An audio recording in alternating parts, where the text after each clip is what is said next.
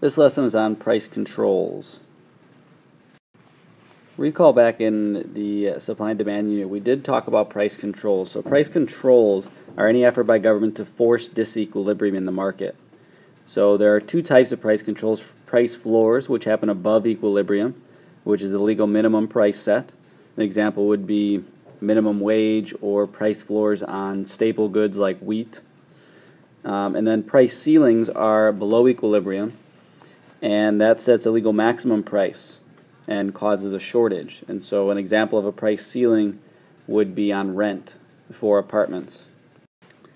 So look at the two graphs here of a price floor on the left and a price ceiling on the right. So first off, here's what the price floor graph looks like. So the price is set above equilibrium, price floor. So it is the legal minimum price, so it's any price above this line, which does not include equilibrium. So this market is no longer efficient and should be treated as such. Whenever it's not efficient, it creates deadweight loss. Here would be the deadweight loss triangle, the quantity that is consumed, and the point of allocative efficiency, which is, in this case, supply equals demand. So this would be my deadweight loss. So it is an inefficient outcome and creates a surplus because QS is greater than QD. On the other hand, we have our price ceiling. So price ceiling, an effective one, is below equilibrium. So it's a price maximum, so government is not allowing for allocative efficiency or market equilibrium to prevail. And in this case, it creates a shortage because QD is greater than QS. It is inefficient. If we follow up our QS, this triangle here would represent our deadweight loss triangle in terms of loss of efficiency and loss of welfare. So if we look on the effect of either of those on stakeholders, so how are consumers affected? Well, the first thing we're going to want to notice is about price. The price that consumers pay is going to be affected. For price floors, the price is going to be too high, and so consumers are not going to be able to consume as much or consume at all some of those goods because the price now is above equilibrium. In the price ceiling, the good news is that the price is low, so more consumers can afford to buy it. But the problem they run into is that there's a shortage, so there's not any left over. Some people walk away without being able to consume the product because there are none left. For producers, what they're going to notice is the quantity that they are willing and able to produce is going to change. The price changes for them as well, depending on which type it is. So with the price floor in place, there's more of an incentive to increase their quantity supplied or to produce more. And so they react to that change in price with a price floor of producing more. And the price ceiling, there's less of an incentive, and so what they're going to end up doing is producing less. So like in rent control, which is a ceiling, there are a lot of people that want apartments at that price, but there's not enough producers that want to supply it at that price. Now in this case, government might be difficult to figure out, well, what's the effect on them? And for the most part, what we can assume is, well, they're trying to make people happier. They're trying to make consumers happier. So they're hoping to get votes for making people happy. And so that's what the government is trying to do. You might be able to draw other conclusions about what is happening to government or what the effect is, but I'm just going to leave that one alone. And if you can reasonably argue, by all means go for it.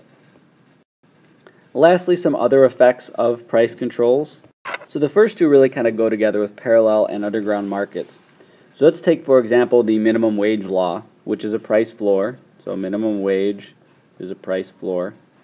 So there are workers who are willing and able to work for less than current minimum wage, which is around $8.25 in Illinois. But they're unable to legally because the government's saying there's a price floor. So they're not allowing $7 or $7.50 to prevail. So what ends up happening when the government places a price control is it creates kind of that underground idea of like, hey, I'm willing to work for $7. If you're willing to pay me $7, then I'm willing to work because I'd rather work for $7 an hour than not work for $8.25 and not make any money. So because of these price controls, depending on how far away they are from equilibrium, and the farther they are from equilibrium, the more of an underground or parallel market we're going to see. Now what it means to be a parallel or underground market is basically that there's a separate market, kind of for like illegal labor, that is paralleling the actual market for labor with the minimum wage placed in. And the underground market would just kind of be like, that's kind of the same idea, just a different term for there are going to be people who are working around the system, who are going to try to. And again, the farther away from equilibrium the price control is, the more incentive there is to try to work around, either underneath or parallel to, the actual market that's being affected by government. The welfare impacts would refer to the decrease in consumer and or producer surplus. So therefore, total surplus that happens whenever we move away from equilibrium, when we move away from allocative efficiency.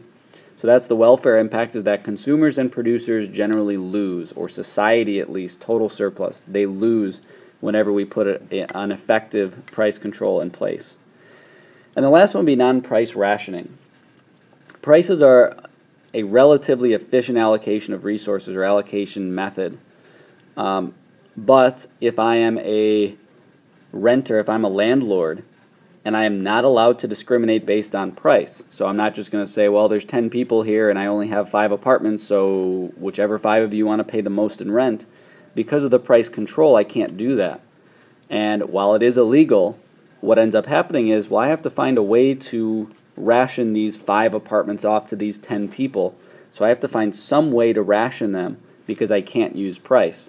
And so I might use other methods, such as, again, these are illegal, but things like race or gender or ethnicity or creed or anything else that I decide, because I can't use price as a rationing.